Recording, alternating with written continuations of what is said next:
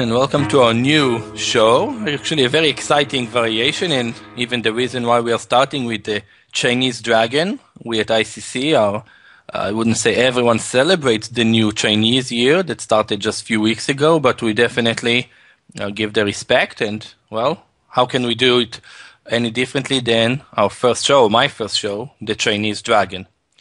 Although, well, we might think or consider that, well, it has something to do with some maybe dragon in China that are very associated, or maybe some Chinese players that play this.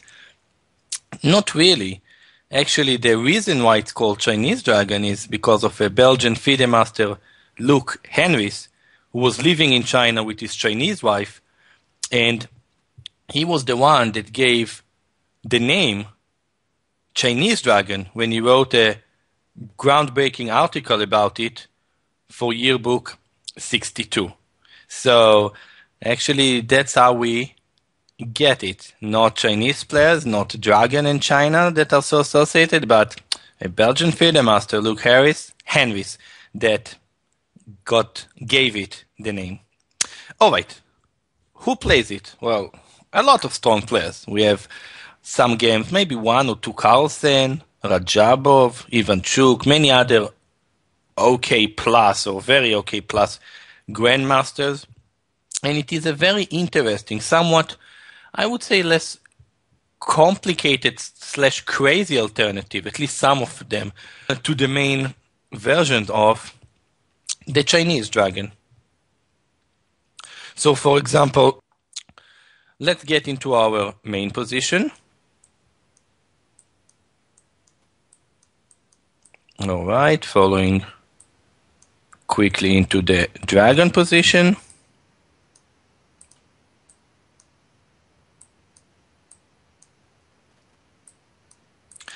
All right, we will speak a little bit about the different move orders, long castle or bishop b3, and actually h4 might be an incredibly interesting possibility for white actually to avoid the Chinese Dragon in some ways. But for the first video, I really want to start with what I consider to be purely the Chinese variation main line. Alright, long castle is the easiest move to transpose. Bishop b3 might transpose, might not. Let's see. Knight a5, bishop h6, take. And here I'll just mention two games. The first one is queen b6, long castle. Knight takes, c take.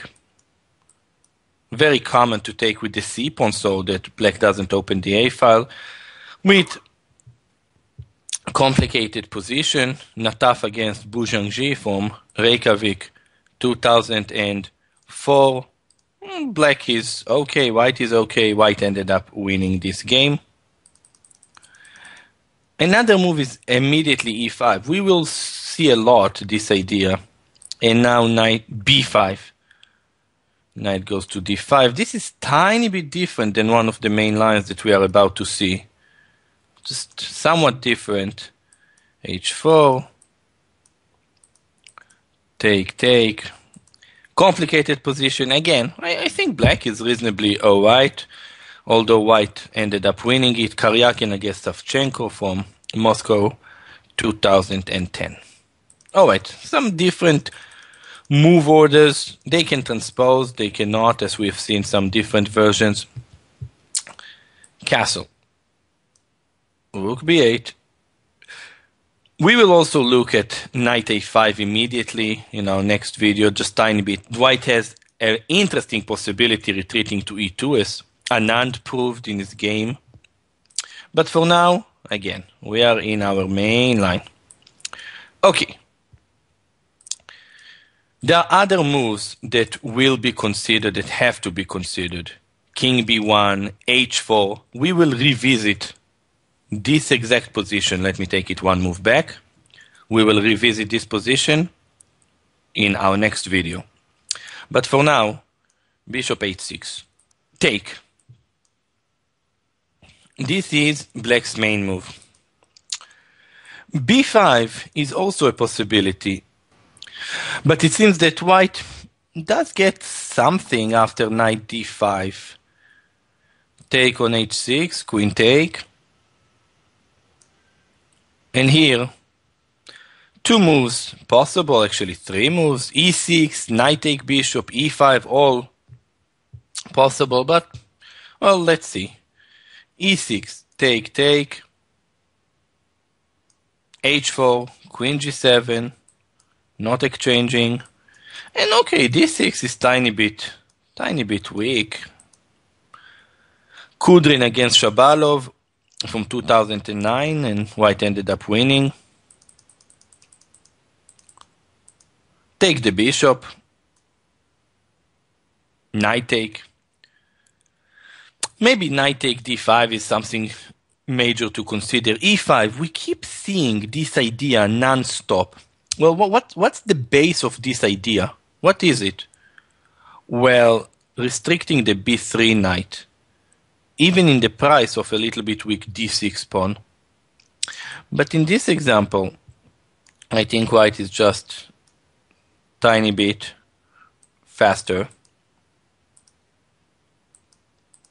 Okay, maybe not anything too dramatic, but white ended up winning. Robson against Pep from the Spice Cup 2009. But take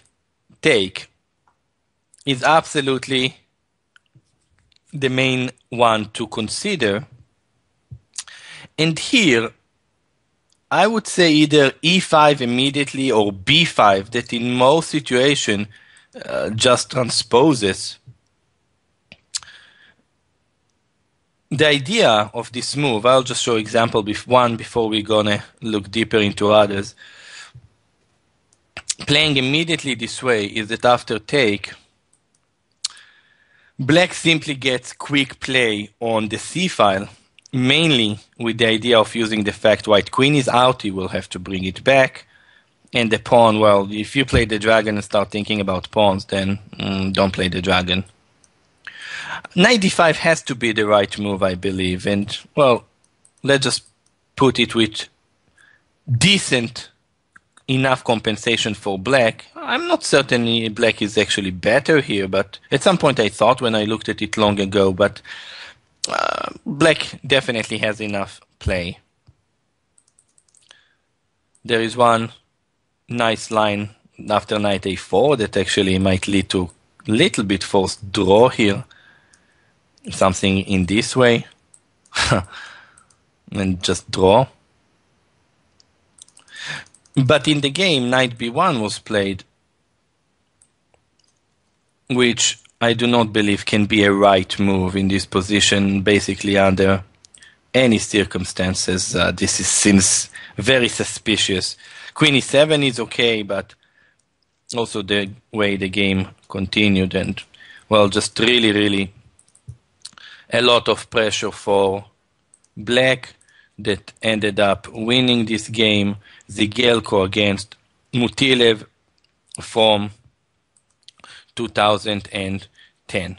So this idea, we're going to see it in a different versions. First b5 and then this e5 idea. But this idea, we keep seeing e5 to restrict the knight, sometimes even sacrificing the pawn and getting a reasonably quick play on the queen side. So let's look at b5 right away, and what can white play here? h4 is a move, and g4 are possible moves. Well, let's look a little bit, start with g4, take, b4, knight d5. Okay, here several moves are possible. I mean, we have Carlsen, we have Ivanchuk, so, well, let's give this line a little bit respect. e5, this is game from 2011, Ivanchuk played. It was crazily complicated and actually looked suspicious for black, but I'll just show you.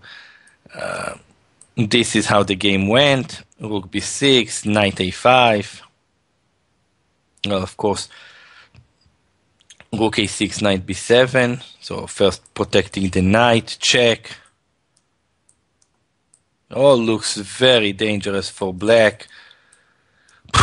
With the idea that at some point after take on, g6, he will play h5, which happened in the game Kotronius against Ivanchuk from 2011. Ivanchuk won, but was very complicated. It was a very nice point in the game when Kotronius had an unexpected blunder.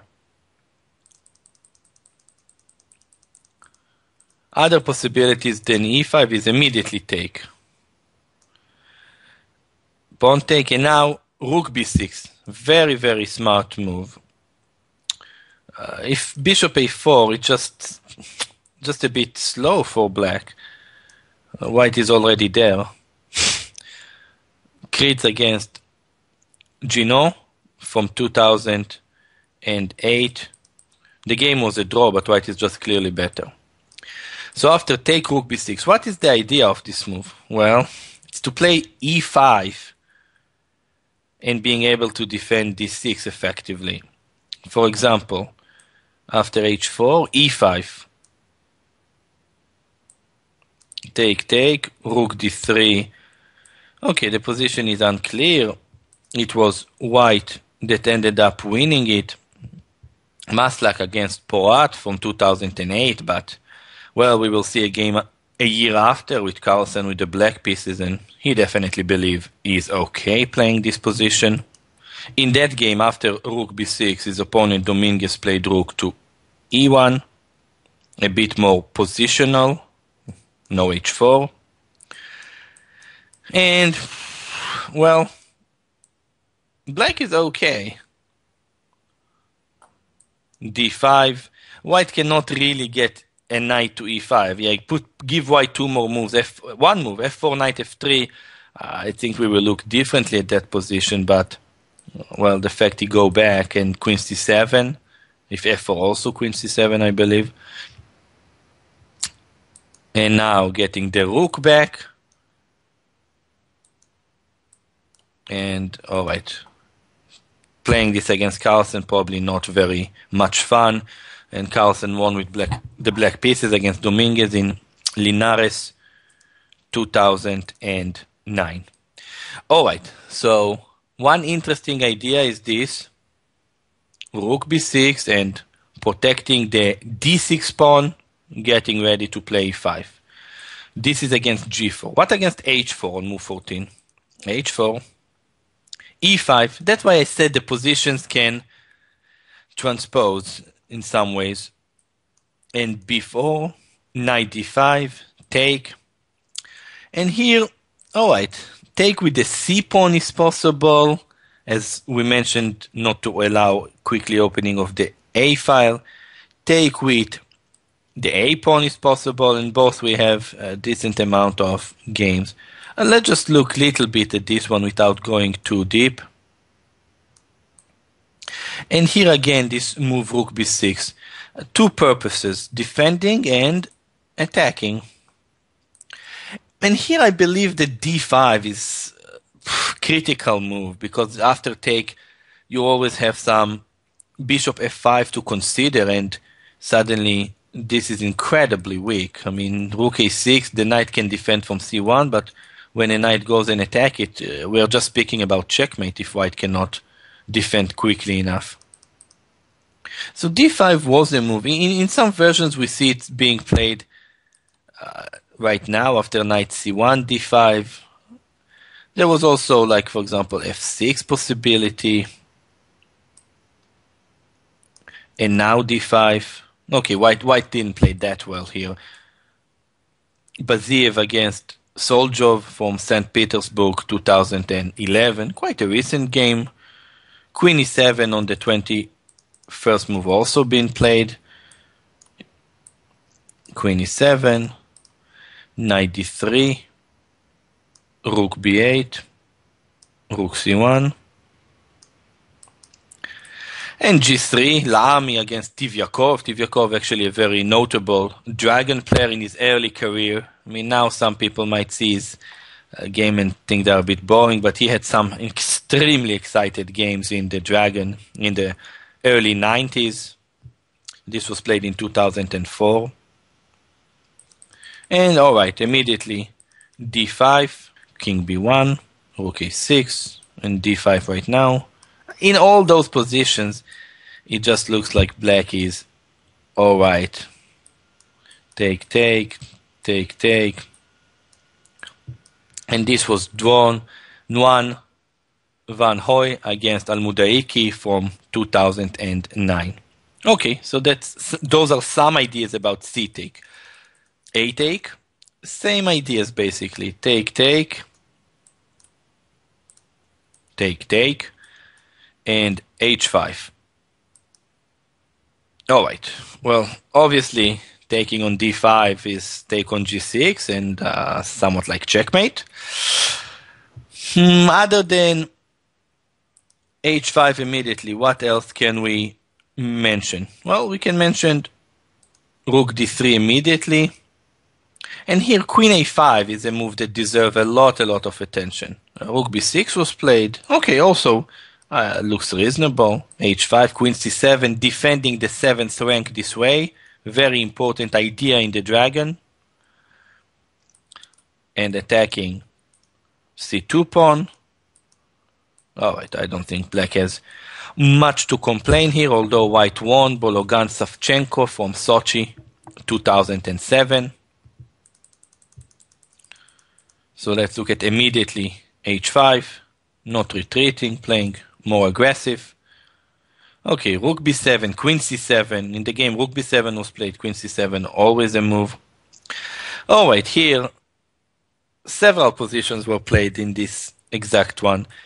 Rook D3, Queen C7, Berg against Carlsen, or Queen E7 after Rook D3. Then they say F4. That's a move that was played. Falguer against Ward from 2002. And well, white got some advantage. The game was drawn. Rook B5. Okay, black is not going to be checkmated, right? But defending the rank this way and not giving the B4 pawn. Rook C7, Rook take B4, Knight C3. And this position, that deep already in theory, had, well, two games, one 2004, one 2011. Let's start with the 2011. Knight G3, Rook C8, King B1, Knight F1 heading to E3, A5, with, well, reasonable position and a draw. Michels against Mikhailevsky, Victor Mikhailevsky from France 2011. This one was drawn.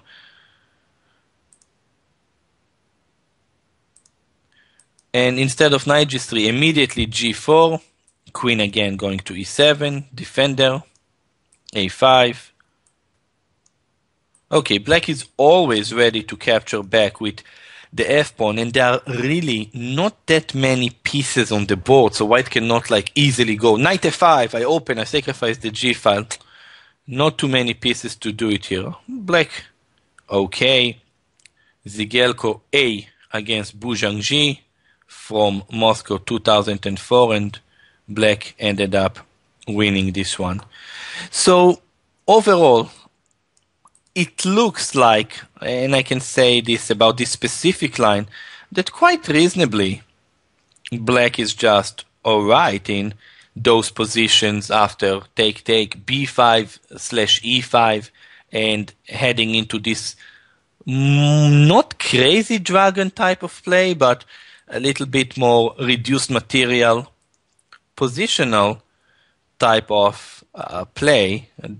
This why I believe this line is getting some popularity with players that want to play some sharp lines but not absolutely insane one. The Chinese Dragon and the lines we have just seen seems to be an interesting possibility. We will revisit the position on move 12. Instead of bishop h6, we have a game Carlsen Radjabov, important one, with other ideas as h4 king b1. We have knight a5 before rook b8, some ideas, and many more to follow in this series. Bye-bye.